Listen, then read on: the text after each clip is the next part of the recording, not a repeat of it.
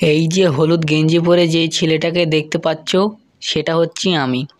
আমি শহরে একটা ছোট ব্যবসা খুলবো বলে ঠিক করেছি, তাই বাবাকে বললাম যে বাবা, তোমাকে তো অনেক দিন ধরে বলবো বলবো করে বলা হয়নি, আমি শহরে গিয়ে একটা ছোট্ট ব্যবসা খুলতে চাই।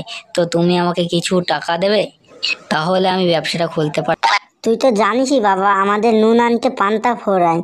তাও তোর ইচ্ছা হয়েছে একটি ব্যবসা করা। আমি কারো কাছ থেকে ধার করে হোক তোকে দেব।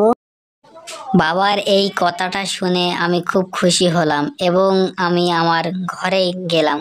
খুব ঘুম পাচ্ছিল, তাই ঘরে এসে আমার মনে পড়লো আমাদের শহরে যাওয়ার আগেই তো আমাদের গ্রামে একটা ছোট্ট জঙ্গল আছে। শুনেছি নাকি ওখানে নানান ভয়ঙ্কর জিনিস থাকে।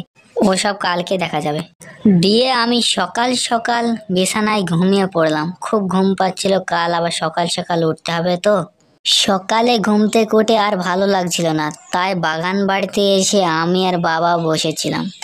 কথায় কথায় কথা উঠলো। বাবাকে আমি জিজ্ঞেস করলাম, বাবা, আমি তো শহরে যাব বলছি, কিন্তু শহরে যাওয়ার আগে আমাদের গ্রামে যে এই ছোট্ট জঙ্গলটা আছে, শুনেছি নাকি ওখানে নানান ভূত পেতনি বসবাস করে। তো ওটা পার করবো কিভাবে?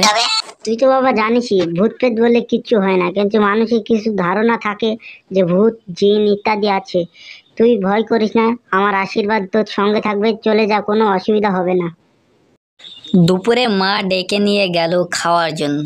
আমাকে আর বাবাকে আজ ভালো মন্দ রেঁধে মা খাইতে দিল।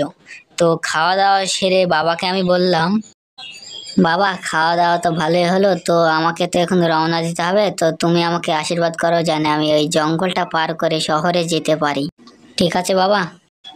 আমার আশীর্বাদ তো তোর সকল সময় তোর সঙ্গেই থাকবে। আর তুই কালকে বললিনি যে কিছু টাকার প্রয়োজন, ওই পাড়ার যে আমাদের জমিটা ছিল না, ওই জমিটা বন্দুক দিয়েছি।